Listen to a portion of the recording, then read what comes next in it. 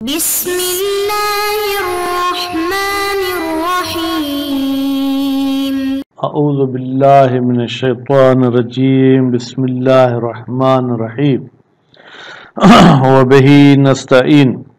ہماری گفتگو لمحہ ششم کے کتاب الدیات میں ہے۔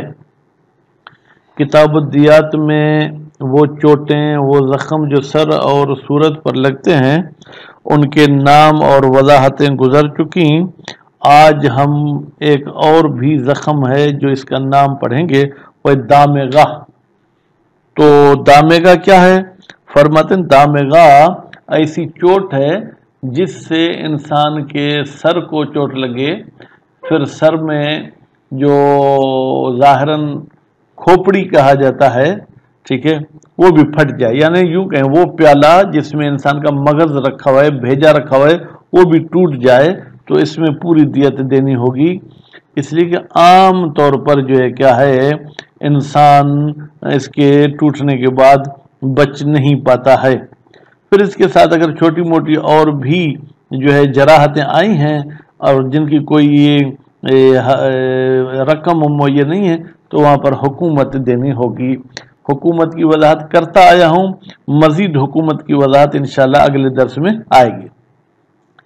خیر، الحمدللہ سر اور صورت کی جو چوٹیں تھیں ان کی بحث ختم ہو گئی۔ ابھی ہم توابع میں شروع ہو رہے ہیں۔ توابع کا مطلب یہ ہے کہ ایسی چوٹیں جن کا ڈائریکٹ یا انڈائریکٹ جو ہے کہ سر اور صورت کے ساتھ تو تعلق ہے اور جسم کے اور بھی حصے کو نقصان پہنچاتی ہیں۔ اب کہتے ہیں کہ اگر انسان کو جو ہے کیا ہے جناب کوئی ایسی چوٹ لگے جو چوٹ جو ہے کیا ہے اس کے سگرا تک پہنچے۔ سگرا یعنی وہ ڈھالان کہ جہاں پر جیسے اونٹ کو نہر کیا جاتا ہے، تو اس میں کیا ہے، فرماتے ہیں اس میں دیت کا ثلث ہے، یعنی 100 اونٹ کا ثلث۔ تو 100 اونٹ کا ثلث، ایک تو 33 اونٹ ہوں گے، یہ ہے 99 کا ثلث، باقی جو ایک اونٹ بچے گا اس کا بھی ثلث دینا ہوگا۔ تو اونٹ کا کیسے ثلث دیا جائے گا؟ لازمی ہے کہ اونٹ کی قیمت کرائی جائے گی، جو اس کا تیسرا حصہ ہوگا وہ دیں گے۔ اور اگر کوئی ایسے چوٹ ناک میں لگے جس کی وجہ سے ناک کے جو دو سوراخ ہیں دونوں میں سوراخ ہو جائے اور وہ سوراخ بند بھی نہ ہو، اس میں ثلث دیت دینی ہوگی۔ اور اگر ایک ناک کے سوراخ میں جو ہے کیا ہے جناب چوٹ لگے، ٹھیک ہے، اور پھر اس میں بھی جو ہے کیا ہے وہ سوراخ وغیرہ ہو جائے تو اس میں عشر دیت دینی ہوگی۔ اور اگر وہ سوراخ ٹھیک نہیں ہوتا ہے تو پھر سدس دیت کا عشر، یعنی 100 اونٹ کا عشر 10 اونٹ ہے۔ پھر اگر سدس دیا کہیں گے تو 100 اونٹ کا جو ہے کیا ہے جناب سدس کتنا ہوگا؟ 12 اونٹ اور کچھ حصہ دینا ہوگا۔ اگر کسی کا ہونٹ چیر دیتے ہیں اس طریقے سے کہ اس میں اس کے دانت بھی ظاہر ہونے لگے ہیں تو پھر اس میں جو ہے کیا ہے جناب ہونٹوں کا جو دیت تھی اس کا ثلث دینا ہوگا۔ اگر ایک ہونٹ کو چیر لیتا ہے تو پھر اس ایک ہونٹ کے حساب سے حساب کیا جائے گا۔ پھر کہتے ہیں اگر کوئی کسی کو تھپڑ وغیرہ مارتا ہے تو اس کے وہ تھپڑ والی جگہ ہری ہو جاتی ہے، کیونکہ کبھی کالی، کبھی پیلی، کبھی سبز ہوتی ہے، تو برحال پھر اس میں جو ہے 10 دینار دینے ہوں گے۔ تو اس طریقے سے اور بھی ہلکی پھلکی بحث ہیں جو ہم عبارت میں پڑھیں گے۔ تو ابھی عبارت پہ آپ توجہ دیں۔ وَأَمَّا الدَّامِغَةُ، لیکن دامغہ بھی وہی اسم فاعل کا صیغہ ہے، ٹھیک ہے جناب۔ تو دامغہ کا ترجمہ کیا ہے؟ فرماتے ہیں اصل تو دامغہ دمغ سے لیا گیا ہے، ٹھیک ہے، اور اس کے جو ہے کیا ہے وہ مصدر کہیں یا مادہ وہ دماغ ہے۔ دماغ یعنی وہی مغز، بھیجا۔ وَهِيَ الَّتِي تَفْتِقُ الْخَرِيطَةَ، یہ وہ ضرب ہے، یہ وہ جراحت ہے جو چیر دیتی ہے خریطہ کو، یعنی کھوپڑی کو، الجامعہ للدماغ، وہ کھوپڑی جو اپنے اندر جگہ دیے ہوئی ہے بھیجے کو۔ وَتَبْعُدُ مَعَهَا سَلَامَتُ، اس قسم کی جراحت کے ساتھ اس مجروح کا بچنا مشکل ہو جاتا ہے موت سے۔ فَإِنْ مَاتَ بِهَا، اگر وہ شخص اس دامغہ کے ذریعے مر گیا، فَدِیَتُ، پھر تو مکمل دیت دینی ہوگی۔ وَإِنْ فُرِضَ، انہو سلوما، اگر فرض کیا جائے کہ کوئی شخص بچ جاتا ہے، قیل زیدت حکومت المعمومہ، تو ایک قول کے مطابق دیت تو اسے دی ہی جائے گی، اس کے ساتھ ساتھ معمومہ والی دیت بھی دی جائے گی۔ خوب، معمومہ والی دیت آپ پیچھے پڑھ کر آئے، لوجوب الثلث سے، اس لیے کہ ثلث تو واجب ہوگا اس معمومہ کی وجہ سے۔ خوب، اس کے بعد پھر فرماتے ہیں یہ چاہتی ہو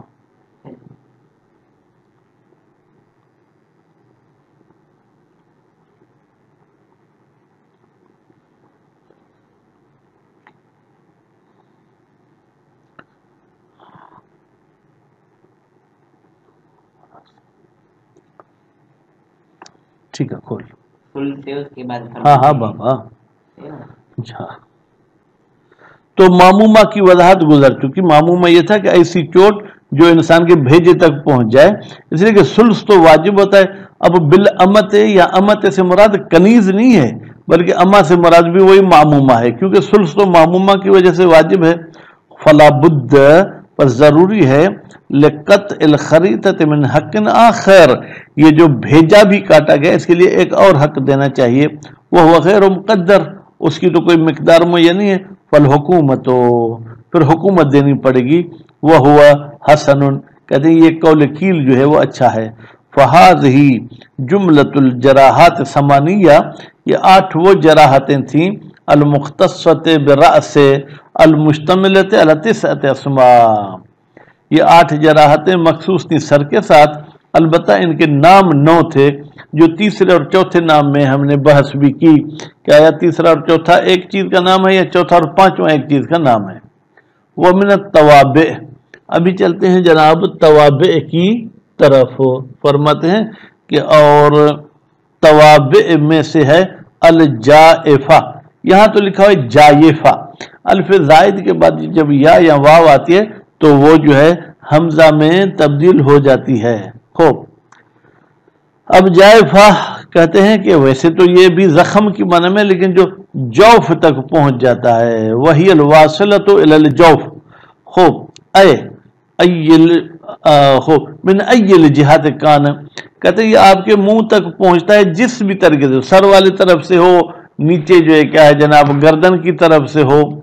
ولو من ثغرۃ النہر، اگر یہ چوٹ آپ کو جو ہے کیا ہے نہر والی جگہ سے لگتی ہے، تو نہر تو گردن میں ہے، یہ جناب سر فی الانف، اور وہ چوٹ جو انسان کے جو ہے کیا ہے ناک کے اندر چلی گئی ہے، کیوں آپ نے کوئی اسے خنجر مارا یا کچھ اور مارا، بحیث تسقب المنخرین، اس طریقے سے وہ چوٹ لگی ہے کہ اس نے ناک کے دونوں سوراخوں میں سوراخ کر دیا ہے، معن ساتھ، ولا تنسد، اور وہ سوراخ بند بھی نہیں کیا جاتا ہے۔ خوب، تو اس میں کیا ہے ثلث دیت، دیت کا تیسرا حصہ دینا ہوگا۔